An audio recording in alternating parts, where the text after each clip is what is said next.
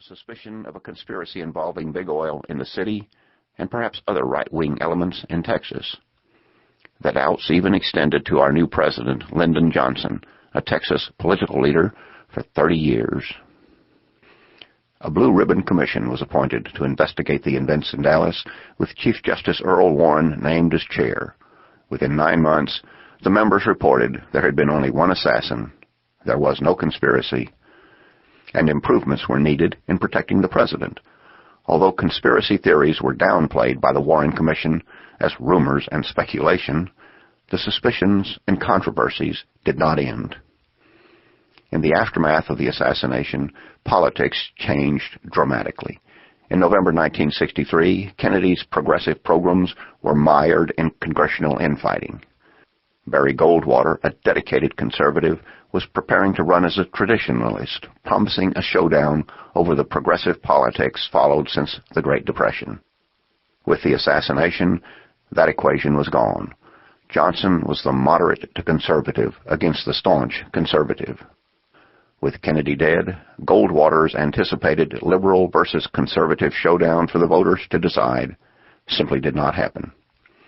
In addition, in the shock and the spirit of unity that prevailed after the assassination, Goldwater did not have a chance.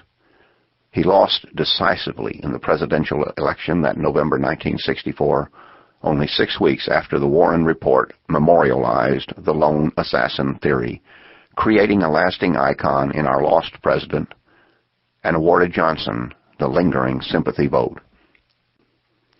Under Johnson's new leadership, important social and civil rights programs were passed. Emboldened by his November 1964 mandate, the new Johnson, now elected in his own right, was driven by the policy of containment to undertake the very controversial Vietnam War. A strange split in American politics resulted. Johnson was hailed by progressive Democrats for his social programs, but rejected by the same group for his war leadership. In a similar policy split, conservative Republicans supported the war, but opposed Johnson's Great Society programs. At first, Johnson admired his great compromise, having guns and butter. However, he gradually changed, despising any opposition, be they activists, liberals, conservatives, or even longtime supporters. As this division hardened with continuing civil rights protests and ever-widening anti-war marches, Johnson's sudden elevation to the presidency was subjected to increasing questions. Some never accepted the loss of Kennedy, and some would never accept leadership from Johnson as a Southerner and a Texan.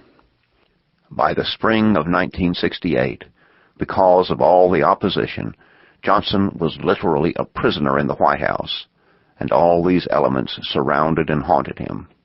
He could not work miracles. He could not have guns for Vietnam and butter for his Great Society. Acknowledging his overwhelming problems, he abruptly withdrew from any re-election efforts for 1968. On that evening of March 31, 1968, while some Americans were stunned, many rejoiced. There were few political neutrals during 1968. In the years that followed, Kennedy emerged as a valiant but tragic figure, and Johnson a vilified but also tragic character. The former vice president could never be what his president had been. The emotional shock to the nation had never truly gone away. There simply had been no closure because there was no national consensus that justice had been done. In a very subtle way, for a nation united under one leader, the notion that the king is dead, long live the king, was never accepted. The president is dead, long live the president, never caught on. It lacked both the personalities and the majesty to gain acceptance. The concept that J.F.K. is dead, long live L.B.J., was simply not acceptable. As a nation, we continued to grieve immensely. Perhaps most tragically, Robert Kennedy was driven into a remorseful seclusion from which there was no escape. Jackie Kennedy showed immense strength, but had doubts that remain unanswered. In this overwhelming grief and doubt, most Americans were never able to accept the man identified by the Warren Commission as the only shooter. After all, there were two lone nuts. The evidence and the conclusions just did not fit together. In addition, we could not balance Johnson with what we had lost and the grief we had suffered. We went through the shock and anger and mourning, but there was neither acceptance nor closure. Emotionally, the initial welcome for Johnson was gradually depleted over the 5 years that followed. That shock and the ensuing split in our personal assessment of Johnson lingers to this day. We find ourselves divided between Kennedy and Johnson, between a lone nut killer and a conspiracy, between our inability to have both guns and butter, and with a lingering opposition to the Vietnam War, or full support for that war for containing communism. This conflict combines to leave us as a nation still searching for an answer to what happened. There is no rational explanation for the assassination, and there is no emotional closure for the brutal death. What is needed is to bring these feelings to rest, to undertake an emotional purging, to create a catharsis of the will, and most importantly, to find the solutions to what divides us rationally and emotionally. The many controversies over the Warren Report only make the problem of acceptance more difficult. Using modern techniques for crime scene investigations, numerous researchers have argued every possible theory. Many center on the bullets. First, there is the magic bullet theory, that one bullet hit both the President and Texas Governor John Connally and somehow inflicted massive damage, with no damage whatsoever to the spent missile. The other controversy centers on the fatal bullet, the one with such horrendous consequences, the one that killed the President instantly. Was that bullet fired from behind, from the grassy knoll in front, or from somewhere else? From those bullets, the controversy has literally exploded into so many contradictory ideas that when taken together, they prove everything or nothing. Yet as we know only too well, and as we cannot forget, the horrible and unthinkable did happen. The ridiculous reach of the controversy has divided the nation into two basic camps.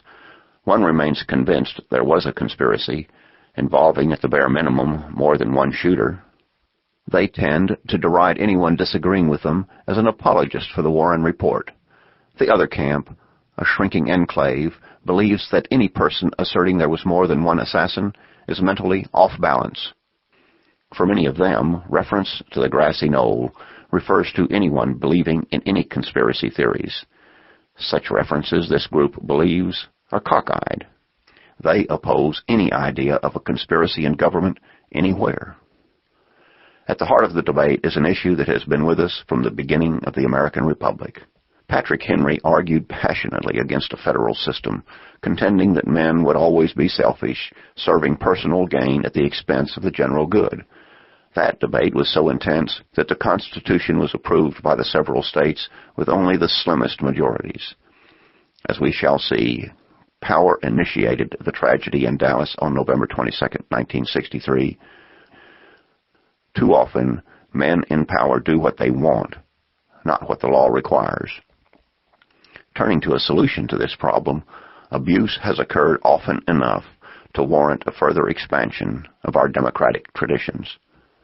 Interestingly, what happened in Dealey Plaza remains an event of instant recall. Those remembering that terrible day and the mournful week that followed remain haunted by the basic events. The same remembrance and recall intrigues our younger generations as they learn what happened and then seek to reach their own conclusions. George Matthews is a retired Dallas police officer who routinely leads high school students through the 6th floor museum. Despite his careful review of what happened and what he knows of the Warren Report, his groups of young visitors remain convinced that there was a conspiracy. Shrugging, he says, "We just never found the evidence." Even though he says he is convinced there was only one shooter, questions linger in his mind. "Just show me," he insists, "or leave it alone." This book will allow us to take an important step toward a necessary resolution, one that will engage both the mind and the heart. To accept